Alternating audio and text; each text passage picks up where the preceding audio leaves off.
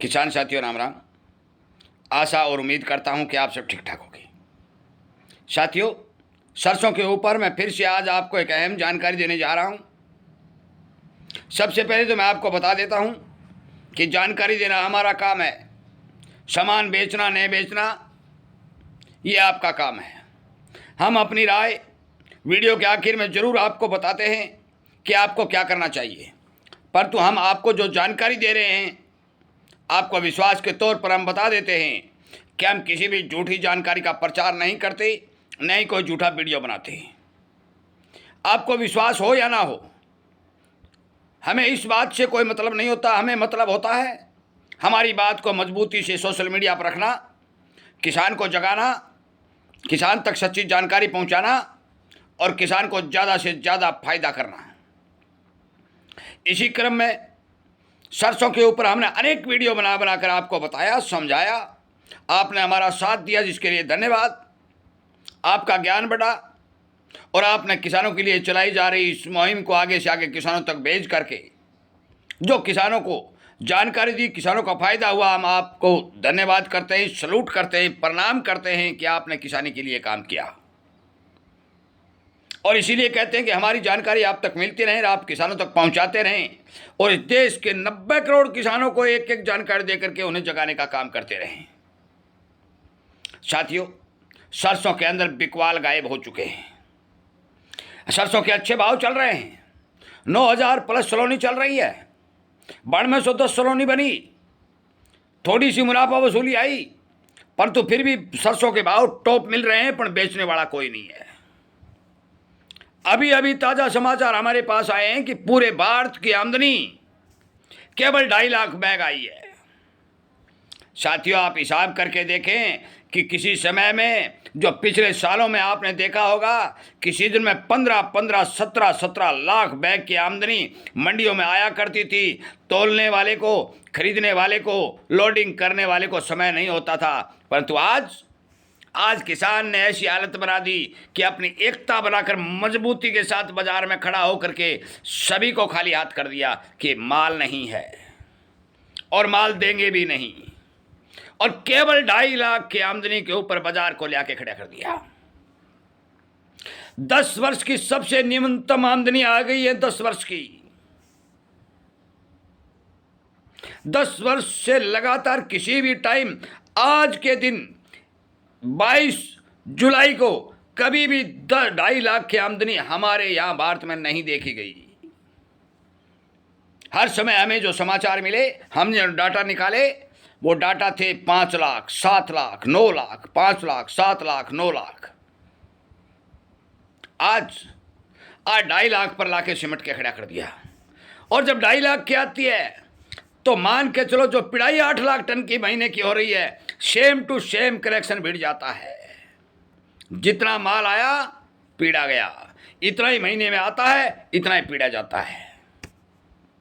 अब मिल वाले हमारे मित्र, दोस्त, भाई इस इंतजार में बैठे हैं कि माल कब आए और गोदाम में कब लगाएं।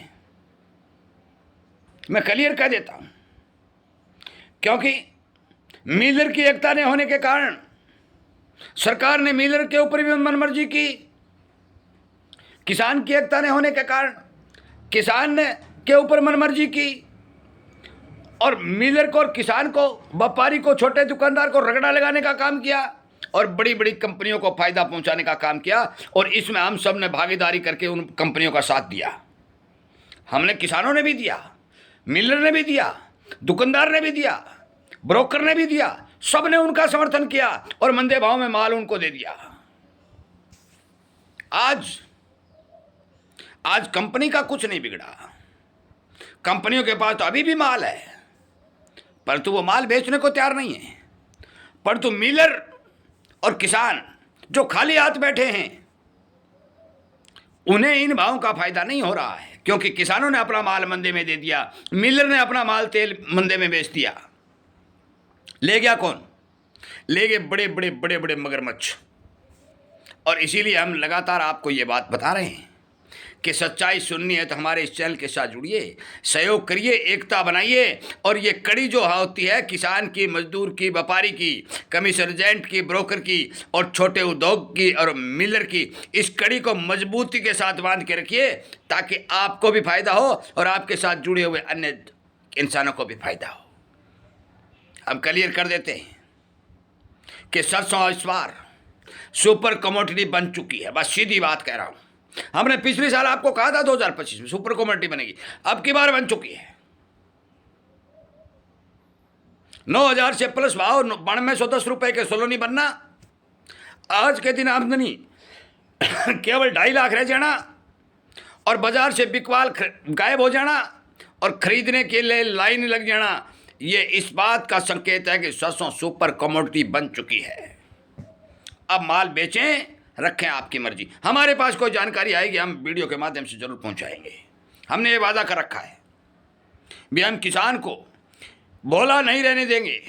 इस भोले किसान की लूट हुई, इस लूट से बचाने के लिए पुरजोर कोशिश करेंगे और इसे जगाएंगे। जो कुंभकर्ण की नींद सोया हुआ है इसको जगाएंगे, ढोल बजाएंगे, नगाड़े बजाएंगे,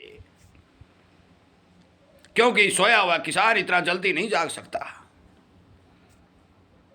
मैं आपसे उम्मीद करूंगा कि मेरे सरसों के मित्रों को, जिसके पास सरसों है, जो बिजाई करता है, आगे भी करेगा, हमने आगे के बारे में लगातार हम अपडेट देते हैं, उन तक हमारे वीडियो जरूर पहुंचा दें ताकि हमारे भाई को हम जगा सकें। व्यापारियों से, उद्योगों से, मिल वालों से मैं विनती करूंगा कि आप जो नुकसान उठा रहे हैं और आपका मुनाफा जो बड़ी बड़ी कंपनियां लेके जा रही हैं, आप अपने संगठन को बोलिए और सरकार के माथे पर जाकर के बात करिए, क्योंकि आपकी कमेटियां सरकार से बात कर सकती हैं। किसान की कोई पूछ नहीं है, परंतु आपकी पूछ है। आप किसान सरकार पर दबाव बना भी सकते हैं और सरकार से बात कर भी सकते हैं। छोटे और मझोले और बड़े व्यापारियों से भी मैं कहना चाहता हूं कि आप कंपनियों से जुड़े हैं तो अलग बात है, क्योंकि कंपनी से जुड़ा हुआ आदमी बोल नहीं सकता।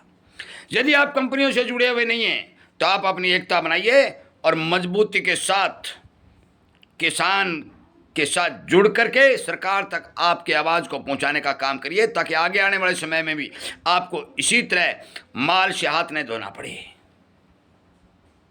वीडियो सुनने के लिए, शेयर करने के लिए और सच्चाई हर किसान तक पहुंचाने के लिए हम आपका धन्यवाद करते हैं। और एक बात आखिर में फिर कह देते हैं, यदि आप सरसों को बेचना चाहते हो तो आधा माल बेचिए, आधा पकड़ के रखिए। खाली हाथ होना आपकी सबसे बड़ी गलती होगी। आपका बहुत बहुत धन्यवाद।